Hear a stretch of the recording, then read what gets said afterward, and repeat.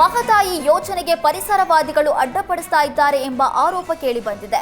ಇದನ್ನು ಖಂಡಿಸಿ ಧಾರವಾಡ ಜಿಲ್ಲಾಧಿಕಾರಿ ಕಚೇರಿ ಎದುರು ಮಹದಾಯಿಗಾಗಿ ಮಹಾವೇದಿಕೆ ಹಾಗೂ ವಿವಿಧ ರೈತ ಸಂಘಟನೆಗಳು ಪ್ರತಿಭಟನೆ ನಡೆಸಿವೆ. ಯೋಜನೆ ಅನುಷ್ಠಾನಕ್ಕೆ ವಿಳಂಬ ಮಾಡುತ್ತಾ ಕೇಂದ್ರ ಹಾಗೂ ರಾಜ್ಯ ಸರ್ಕಾರ ರೈತರೊಂದಿಗೆ ಆಟವಾಡ್ತಾ ಇದ್ದಾರೆ. ಮತ್ತೊಂದೆಡೆ ರಾಜಕೀಯ ಪ್ರೇರಿತವಾದ ಡೋಂಗಿ ಪರಿಸರವಾದಿಗಳು ಮಹದಾಯಿಗೆ ಅಡ್ಡಗಾಲು ಹಾಕ್ತಾ ಇದ್ದು ಅವರ ವಿರುದ್ಧ ಕಾನೂನು ಕ್ರಮ ಜರುಗಿಸಬೇಕು ಅಂತ ಪ್ರತಿಭಟನಾಕಾರರು ಆಗ್ರಹಿಸಿದರು. ಬೆಳಗಾವಿ ಜಿಲ್ಲೆಯ ಗೋಕಾಕ್ ಪೊಲೀಸರು ಇಬ್ಬರು ಖತರ್ನಾಕ್ ಕಳ್ಳರನ್ನ ಬಂಧಿಸುವಲ್ಲಿ ಯಶಸ್ವಿಯಾಗಿದ್ದಾರೆ. ಬೈಲಹೊಂಗಲ ತಾಲೂಕಿನ ಮೋಹರಿ ಗ್ರಾಮದ ರಾಮಸಿದ್ದ ತಳವಾರ, ಕೊಳ್ಳಾನನಟ್ಟಿಯ ನಾಗರಾಜ್ ಮ್ಯಾಗೇರಿ ಬಂಧಿತರು. ಮಿಡಕನಟ್ಟಿ ಗ್ರಾಮದ ಮಹದೇವ ಎಂಬುವರ ಮನೆ ಬೀಗ ಮುರಿದು ಚಿನ್ನ ಹಾಗೂ 20,000 ನಗದು ಹಣ ದೋಚಿದ್ರು.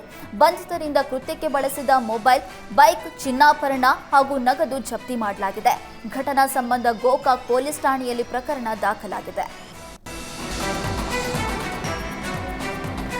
ಕೇರಳದಲ್ಲಿ ಕಂಟೈನರ್ ಹಡಗಿನಲ್ಲಿ ಅಗ್ನಿ ದುರಂತ ಪ್ರಕರಣ ಸಂಬಂಧ ಭಾರತೀಯ ನೌಕಾಪಡೆಯಿಂದ ರಕ್ಷಣಾ ಕಾರ್ಯಾಚರಣೆ ಮುಂದುವರೆದಿದೆ. ಈವರೆಗೆ 18 ಸಿಬ್ಬಂದಿಯ ರಕ್ಷಣೆ ಮಾಡಲಾಗಿದ್ದು ಉಳಿದ 4 ಶೋಧ ಕಾರ್ಯ ನಡೆಸಲಾಗುತ್ತಿದೆ. ಸಿಂಗಾಪುರದ ಹಡಗು ಜೂನ್ 7ರಂದು ಕೊಲಂಬೋದಿಂದ 650ಕ್ಕೂ ಹೆಚ್ಚು ಕಂಟೈನರ್ಗಳನ್ನು ಹೊತ್ತು ಮುಂಬೈಗೆ ತೆರಳಿತ್ತು. ಕೇರಳ ಕರಾವಳಿಯಲ್ಲಿ ಸಾಗ್ತಾ ಇದ್ದಾಗ ಹಡಗಿನ ಒಳಭಾಗದಲ್ಲಿ ಸ್ಫೋಟ ಸಂಭವಿಸಿದೆ. ಸದ್ಯ ರಕ್ಷಣೆ ಮಾಡಿದ ಗಾಯಾಳುಗಳನ್ನು ಮಂಗಳೂರು ಆಸ್ಪತ್ರೆಗೆ ದಾಖಲಿಸಲಾಗಿದೆ. ಉಳಿದ 4 ಕಣ್ಮರೆಯಾಗಿದ್ದು ರಕ್ಷಣಾ ಕಾರ್ಯ ಮುಂದುವರೆದಿದೆ.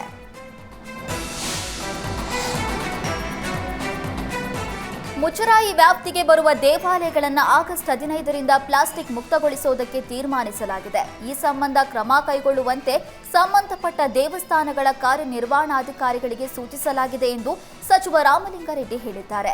ಈ ಸಂಬಂಧ ಹಿಂದೂ ಧಾರ್ಮಿಕ ಸಂಸ್ಥೆಗಳು ಮತ್ತು ಧರ್ಮದಾಯ ದತ್ತಿಗಳ ಇಲಾಖೆ ಪ್ರಗತಿ ಪರಿಶೀಲನಾ ಸಭೆ ನಡೆಸಲಾಯಿತು. ಬಳಿಕ ಮಾತನಾಡಿದ ಸಚಿವರು, ಪ್ರಸ್ತುತ ಹಲವಾರು ದೇವಾಲಯಗಳು ಪ್ರಸಾದ ವಿತರಿಸುವುದಕ್ಕೆ, ತೀರ್ಥಗಳಿಗೆ ಮತ್ತು ಭಕ್ತರಿಗೆ ಕುಂಕುಮ ನೀಡೋದಕ್ಕೆ ಪ್ಲಾಸ್ಟಿಕ್ ಅನ್ನು ಬಳಕೆ ಮಾಡ್ತಿವೆ. ಇವುಗಳನ್ನು ನಿಷೇಧ ಮಾಡೋದಕ್ಕೆ ನಿರ್ಧಾರ ಮಾಡಲಾಗಿದೆ. ಪ್ಲಾಸ್ಟಿಕ್ ಸ್ಟಾಕ್ ಅನ್ನು ವಿಲೇವಾರಿ ಮಾಡೋದಕ್ಕೆ 2 ತಿಂಗಳ ಕಾಲಾವಕಾಶ ನೀಡಲಾಗುವುದು ಅಂತ ಹೇಳಿದರು. ಬೆಂಗಳೂರಿನಲ್ಲಿ ಜಾಹೀರಾತು ಪ್ರದರ್ಶನ ನಿಷೇಧ ಮಾಡಿದ್ರೂ ಬಿಎಂಟಿಸಿ ಬಸ್ಗಳ ಮೇಲೆ ಜಾಹೀರಾತು ಪ್ರದರ್ಶನ ಮಾಡಿ ಆದಾಯ ಗಳಿಸಲಾಗುತ್ತಿದೆ. ಇದೀಗ ಮೆಟ್ರೋ ಕೂಡ ಇದೇ ಮಾರ್ಗವನ್ನು ಅನುಸರಿಸಿದ್ದು ನಮ್ಮ ಮೆಟ್ರೋ ರೈಲುಗಳ ಮೇಲೆ ಜಾಹೀರಾತು ಅಂಟಿಸಿ ಸಂಚಾರ ಮಾಡೋದಕ್ಕೆ ಮುಂದಾಗಿದೆ. ಇಂದಿನಿಂದ ನಮ್ಮ ಮೆಟ್ರೋ ಹಲವು ರೈಲುಗಳ ಬಣ್ಣವೇ ಬದಲಾಗಿದ್ದು ಸಂಪೂರ್ಣ ಜಾಹೀರಾತುಮಯ ಆಗಿವೆ. ಪರ್ಪಲ್ ಲೈನ್ನ 33 ರೈಲುಗಳು ಮತ್ತು ಗ್ರೀನ್ ಲೈನ್ನ 24 ರೈಲುಗಳು ಬಣ್ಣ ಬಣ್ಣದ ಜಾಹೀರಾತುಗಳನ್ನು ಅಳವಡಿಸಲಾಗಿದ್ದು ಮೆಟ್ರೋ ಇಮೇಜ್ನಲ್ಲಿ ಹೊಸ ಮಾದರಿ ಕಂಡು ಬರ್ತಿದೆ.